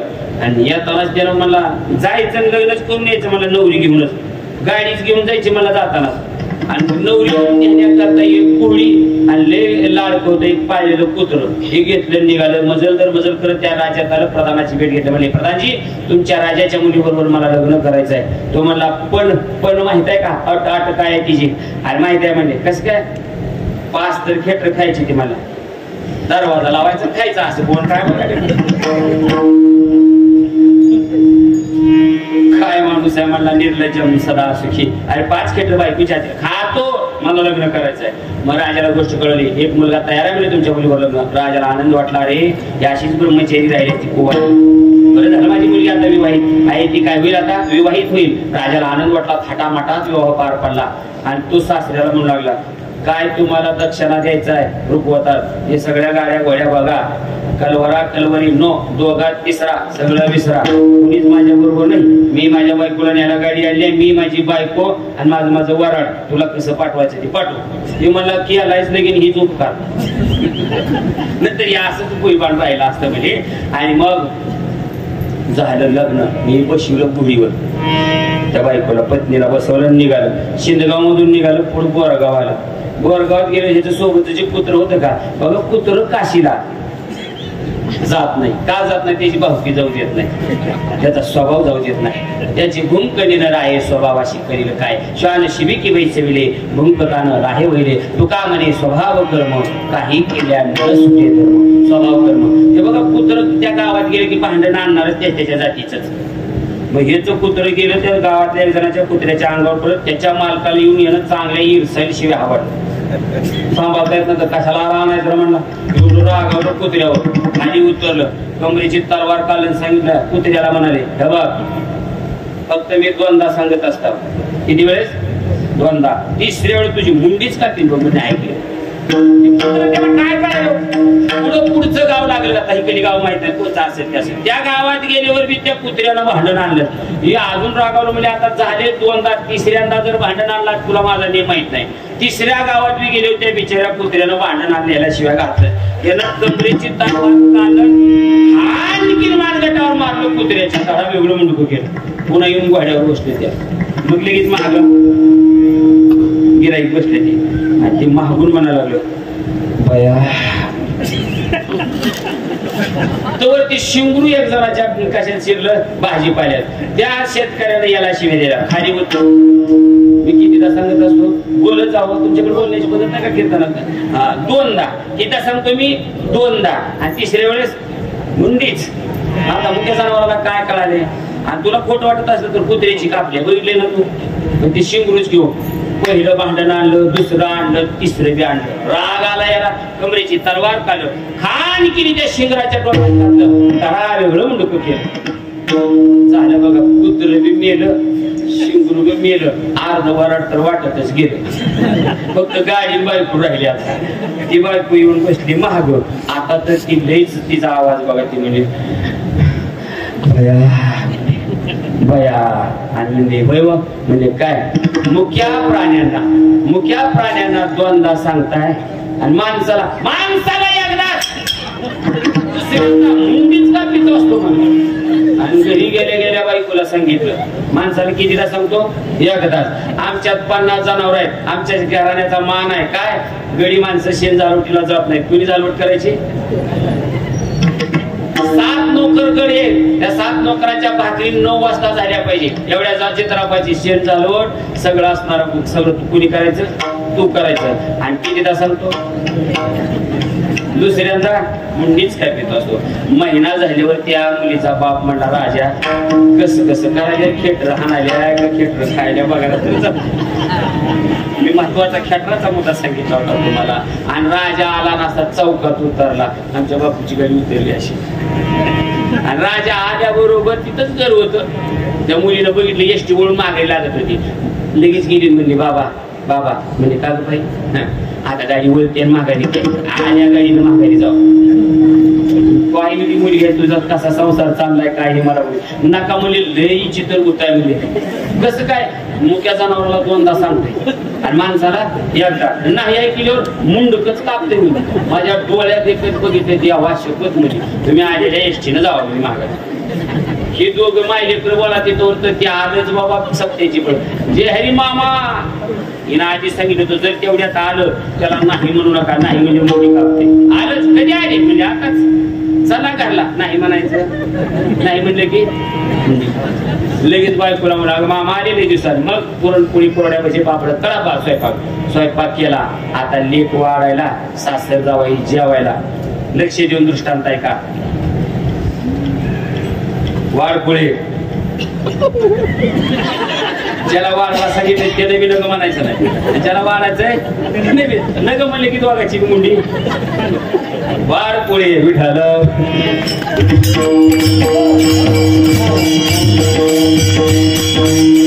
वाडपोळी वाडपोळी नग म्हणायचं कोणीच नाही. काय हसायले मामा गेलं पोळ्या मामा मेला पोळ्या पाहून. दृष्टांत संपला.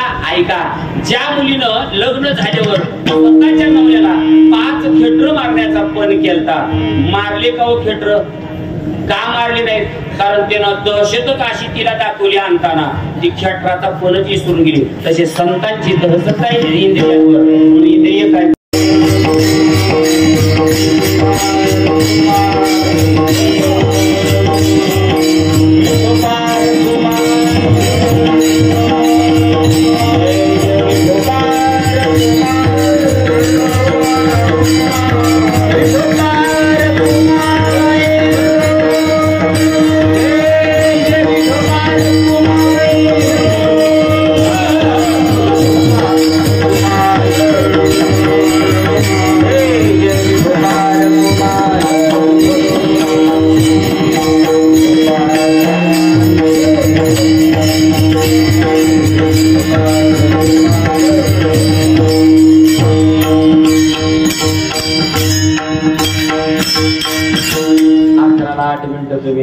फक्त 8 मिनिटं राहिले. वेळे अभावी मधली चाल झाली अशी समजू आणि पुढे चलू. 8 मिनिटात राहिलेल्या 3-4 भावार्थ संख्या 11ला जे मिनिट. कारण कीर्तनकाराने वेळेचं बंधन पाळावं. सत्यातलं कीर्तन असते. माणसाने तोंड आ करायच्या आपण कीर्तन आकाराला आणू. म्हणून कीर्तनाची वेळ 9 ते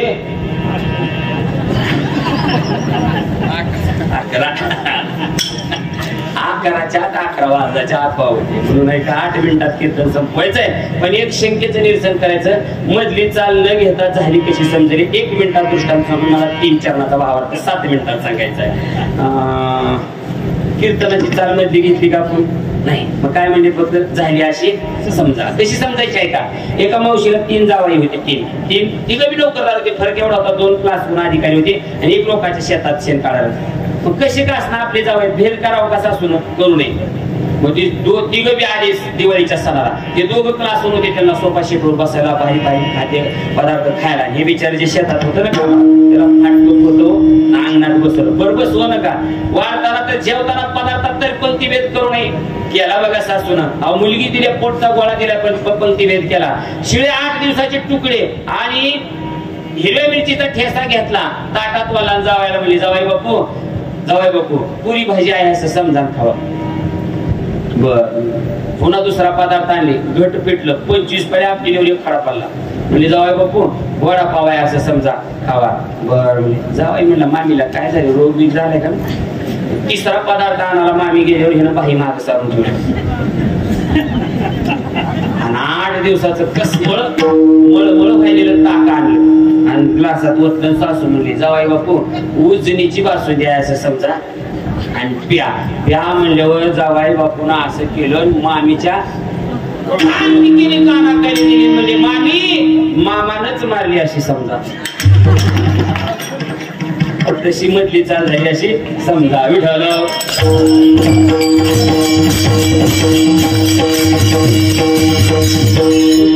मना करता प्रार्थना करता तेव्हा कसं ना हो. पहिल्या चरणात पहिला एक दृष्टांत दिला. पुत्राची वार्ता शुभ ऐके जेवी माता.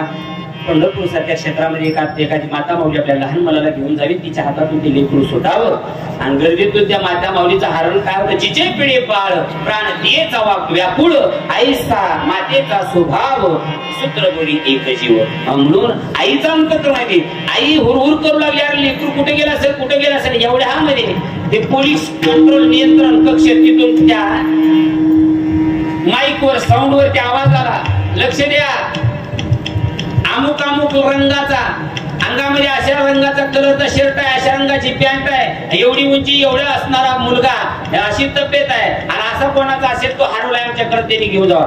ती आई तसल्या गर्दीत बाई म्हणजे माझ्या बाळ्याच वर्ण नाही की म्हणजे गर्दी किती असते वाळवंटामध्ये. पण आई जसं सर्वांगाचं कान करून लेकराची वार्ता ऐकत येणार देवा, पुत्राची वार्ता शुभ ऐके जेवी माता, तैसे राहू माझे मन गाता ऐकता. दुसरा दृष्टांत दिला, नाढेल झाला मृग. हरिण धरणारे पारधी काय करीत असतात, पारधी एकीकडे फासा टाकतात आणि एकीकडे संगीत वाद्य लावित असतात. आणि ते हरिण इतकं नादाला लुब्ध झालेलं असतं, ते हरिण म्हणत अब देखत हे पारदे पुरा लगा हे घाव, मेरे चमडे आसन बैठे सुमिरन गीत बजाव. हे पारद्याला हरिण म्हणते, पारद्या मला घेऊन जा, माझं मांस काप, खा, लेकरांना खाऊ घाल, पण माझ्या चमड्यावर बसून सुंदर गायन कर. जिवंतपणी विजय गायनाला लुब्ध झालेला असतं, मेल्यावर सुद्धा जे लुब्ध असतं तैसे राहो माझे गाता ऐकता हरी गुण. आणि शेवटचा दृष्टांत दिला कासवीचा आणि तिच्या पिल्लाचा. तुका म्हणे पाहे कासवीचे पिल्ले माय. तर हे दृष्टांत एका असे तुकोबराचे बरेच अनुभव आहेत, 3 दृष्टांत 1 सिद्धांताचे. कारण एकापेक्षा एक सरस, एका दृष्टांतात काहीतरी उणीव, काहीतरी कमतरता भविष्य काळामध्ये निर्माण होईल, म्हणून परिपूर्णतेचे दृष्टांत देऊन जगद्गुरु तुकोबरायांनी आपल्या जीवनामध्ये आलेला अनुभव अभंगाच्या माध्यमातून उतरवत असताना, या अभंगाची भूमिका या दृष्टांताच्या माध्यमातून उतरवत असताना, जगापुढे सांगत असताना किंवा मांडत असताना अशी समय सूचक आणि अशी निरूपण पूर्ण केलेली आहे की त्याचं वर्णन आतापर्यंत कोणाला करता यायचं नाही, एवढं सुटेबल असणार सुबक विचार तुकोबराने आपल्या अभंगाच्या माध्यमातून मांडला. कासवीच्या पिल्लाचा विचार मागाशीच मी सांगितला तुम्हाला. कासवी तिला सस्तन प्राणी नाहीये, ते तिला स्तन नाहीये, मग लेकराला अंग भेटही देत नाही, चाराही आणून देत नाही, मग कसे होते लेकर वाढतात. मागाशीच प्रमाण सांगितलं मी सुरुवातीला. कासवीच्या पिल्लाची दुधा नाही भेटी अंग संग. कासवीचे बाळ वाढे कृपादृष्टी. नुसतं कृपादृष्टीनं ते बाळ वाढतो ना देवा, तशी कृपा आमच्यावर राहू दे, आमच्या मनावर. म्हणून माझी प्रार्थना आहे, तैसे राहो माझे मन गाता ऐकता हरी गुण. ज्ञानेश्वर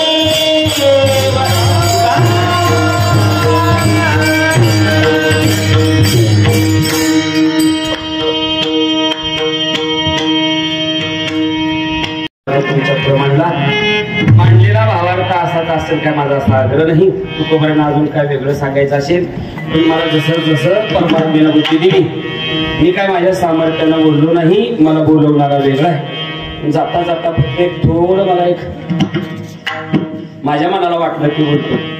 पुरुष मंडळी ते बाहेर जे बसलेले आहेत का तुम्ही महागच सरकून मांड्या घालून बसा पण पाय सोडून कीर्तनात बसायचं मला मान्य आहे. कसं आहे वरवर कलियुग आहे संकरित खाना आहे शरीर साथ देत नाही. कोणाला पुढे बसले की पाय आकडा लांबायचा त्रास आहे पण फक्त मांडी घालून बसा. नाही तर इथे एवढी जागा आहे. आता इथे जागा काय इथं काय कांद्या सोडून टाकायचं फक्त पाय सोडून बस. फुलिया बरे नाही मी बोलत साळुंकी मंजुळा बोलत असे वाणी शिकविता धनी वेगळ काय व्यापामरे उन्हाळी उत्तरे परित्या विश्वंभरे बोलविले तुका म्हणे त्याची कोण जाणे कळा वाजवी पांगुळा पाया